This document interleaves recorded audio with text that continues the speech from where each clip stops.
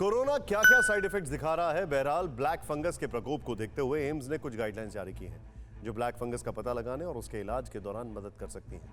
तो पहले जानिए कि इसका खतरा किसे है। जिन मरीजों को डायबिटीज की बीमारी है, डायबिटीज होने के बाद स्टेरॉइड या टोसिलिजुमैब जैसी दवाइयों का सेवन करते हैं तो उन पर इसका खतरा है। कैंसर का इलाज करा रहे मरीज या किसी पुरानी बीमारी से पीड़ित मरीजों में ब्लैक फंगस का अधिक रिस्क है। कोरोना से पीड़ित गंभीर मरीज जो ऑक्सीजन मास्क या वेंटिलेटर के जरिए ऑक्सीजन सपोर्ट पर हैं, ऐसे मरीजों को भी सतर्क रहने की जरूरत है। एम्स की गाइडलाइंस के मुताबिक इस बीमारी की पहचान के लिए इन बातों पर ध्यान देने की जरूरत है, जैसे नाक का बंद होना, खून बहना या काली पपड़ी जमना, सिर और आंखों में दर्द या सूजन रहना, धुंधला दिखना, आंखों का लाल होना, कम दिखाई देना, आंख को खोलना बंद करने में दिक्कत होना, इसके अलावा चेहरे का सुन्न हो जाना या झुनझुनी सी महसूस होना, मुंह को खोलने में या कुछ चबाने में दिक्कत होना। ऐसे लक्षणों का पता लगने के लिए हर रोज खुद को अच्छी तरह रोशनी में चेक करें ताकि चेहरे पर कोई असर हो तो दिख सके, और ऐसे लक्षण दिखने पर तुरंत डॉक्टर से संपर्क करें। कोरोना के साथ ही ब्लैक फंगस भी कई राज्यों में महामारी घोषित हो गई है। ऐसे में इससे बचने के लिए सतर्क रहना जरूरी है, क्योंकि ब्लैक फंगस के विस्तार में कोरोना वायरस का भी योगदान है और कोरोना वायरस नए वेरिएंट के साथ अपना दायरा भी बढ़ा रहा है। अब तक हम कोरोना से बचने के लिए 2 गज की दूरी, मास्क की जरूरी की थ्योरी पर चलते थे, लेकिन यह वायरस के विकराल रूप के ही प्रकोप है कि अब 2 गज की दूरी वाली थ्योरी कोरोना से लड़ने में नाकाफी साबित हो रही है, क्योंकि कोरोना वायरस की रेंज अब 5 गुना बढ़ चुकी है। कोरोना संक्रमित व्यक्ति से एरोसोल 10 मीटर की दूरी तक फैल सकता है, जबकि संक्रमित व्यक्ति के ड्रॉपलेट्स 2 मीटर तक जाते हैं।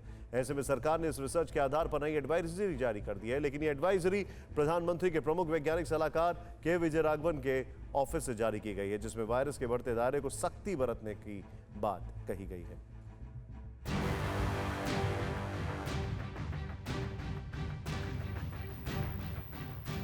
कोरोना वायरस कैसे फैलता है, इसे लेकर तमाम तरह के रिसर्च सामने आते रहे हैं और इन रिसर्च के आधार पर ही केंद्र सरकार ने 2 गज की दूरी, मास्क है जरूरी का फॉर्मूला इजाद किया। खुद देश के प्रधानमंत्री ने तमाम मंचों से इस फॉर्मूले को मूल मंत्र के तौर पर लोगों को अपनाने को कहा। आप सभी स्वस्थ रहिए, 2 गज की दूरी का पालन करते रहिए, कोई लापरवाही मत बरतिए। लेकिन प्रधानमंत्री के प्रधान वैज्ञानिक सलाहकार के विजय राघवन ने यह कहकर सबको चौंका दिया है कि अब कोरोना का वायरस एरोसॉल के जरिए 10 मीटर की दूरी तय कर सकता है, यानी ड्रॉपलेट से 5 गुना अधिक दूर तक जा सकता है एरोसोल। मतलब साफ है कि कोरोना हवा में 10 मीटर तक फैल सकता है। प्रधान वैज्ञानिक सलाहकार राघवन के मुताबिक किसी कोरोना संक्रमित शख्स का सलाइवा या नेजल डिस्चार्ज ड्रॉपलेट और एरोसोल के रूप में कोरोना संक्रमण फैलने की प्रधान वजह है।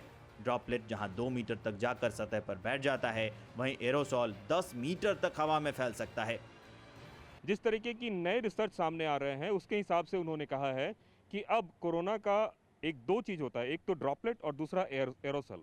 एरोसोल के बारे में बताया जा रहा है कि यह 10 मीटर की दूरी तक हवा में ट्रेवल कर सकता है। अगर इस लिहाज से देखें तो अब तक जो हम नियम अपना रहे थे कि 2 गज की दूरी, मास्क है जरूरी, हालांकि हम ये ड्रॉपलेट के लिए कर रहे थे, वो नियम को अब बदलना पड़ेगा। WHO भी पहले ही ये पुष्टि कर चुका है कि कोरोना वायरस हवा से फैलता है। यही वजह है कि उन्होंने कोरोना नियमों के सख्ती से पालन करने की सलाह दी और सरकार की तरफ से नई गाइडलाइन जारी करने की बात कही। इस गाइडलाइन के अनुसार कोरोना संक्रमित शख्स के आसपास 10 मीटर के दायरे में लोगों के संक्रमित होने का खतरा है, इसलिए घर, ऑफिस और सार्वजनिक जगहों पर वेंटिलेशन बढ़ाने की सलाह दी गई है। इस गाइडलाइन में double mask, sanitisation, social distancing के अलावा वेंटिलेशन पर जोर दिया गया है, जिससे कोरोना महामारी के संक्रमण को रोका जा सकता है। इसमें कहा गया है कि शहर और गांवों में घर, ऑफिस और सार्वजनिक जगहों पर तेजी से वेंटिलेशन सुनिश्चित करने की जरूरत है। घर, ऑफिस और सेंट्रलाइज्ड बिल्डिंग में पंखे लगाकर, खिड़कियां, दरवाजे खोलकर एयर सर्कुलेशन बढ़ाना है। पहले ये समझा जाता था कि केवल ड्रॉपलेट होती हैं, जो ड्रॉपलेट 1-2 फीट जाएंगी ज़्यादा से ज़्यादा। फिर ये देखा गया कि कुछ माइक्रो ड्रॉपलेट भी हो सकती हैं जो सस्पेंडेड रह सकती हैं सर्कुलेशन में, एयर में, कम से कम 2-3 घंटे तक। कुछ स्टडीज़ ने कहा है कि 3 घंटे तक माइक्रो ड्रॉपलेट सर्कुलेशन में रह सकती हैं। तो इसके लिए मोस्ट इम्पॉर्टेंट थिंग है कि जो हम लोग बताते हैं ड्रॉपलेट के लिए 2 गज की दूरी मेंटेन रखना ज़रूरी है और विंडोज़ को खोल के रखना, बढ़िया एरेशन हो, वेंटिलेशन प्रॉपर हो कमरे का, और ये तो हम लोग को वास्तु में भी बताया जाता है कि सूरज और हवा आना ज़रूरी है। वैसे कोरोना वायरस की दूसरी लहर में ये देखा गया है कि परिवार में अगर एक व्यक्ति संक्रमित हो गया तो पूरा का पूरा परिवार संक्रमित हो रहा है। ये सब ड्रॉपलेट और एरोसोल की वजह से ही संभव हुआ। संक्रमित मरीज एक कमरे में है तो दूसरे कमरे में लोग संक्रमित हो जा रहे हैं। ऐसे में पुख्ता तौर पर यह जानकारी नहीं थी कि कोरोना वायरस कहां और कितनी देर तक फैलता है, लेकिन तमाम तरह के रिसर्च इस बात की ओर इशारा करते हैं कि संक्रमित शख्स के हंसने, बोलने, खांसने से जो ड्रॉपलेट या एरोसोल निकलता है हवा में 8 से 10 घंटे तक रह सकता है। ऐसे में वेंटिलेशन बढ़ाने से वहां कोरोना फैलने का खतरा कम हो जाता है। हालांकि अब सवाल एक और है कि एरोसोल है क्या और ये ड्रॉपलेट से अलग कैसे है। दरअसल एरोसोल ड्रॉपलेट्स होते हैं और ड्रॉपलेट्स एरोसोल। आकार के सिवाय दोनों में कोई फर्क नहीं होता। वैज्ञानिक 5 माइक्रोन से कम आकार के ड्रॉपलेट्स को एरोसोल कहते हैं। इसे आप ऐसे समझ सकते हैं कि इंसान के एक बाल की चौड़ाई 50 माइक्रोन होती है और एरोसोल इससे करीब 10 गुना छोटा होता है। जाहिर है ऐसे अनदेखे दुश्मन से बचने के लिए कोरोना प्रोटोकॉल का सख्ती से पालन जरूरी है।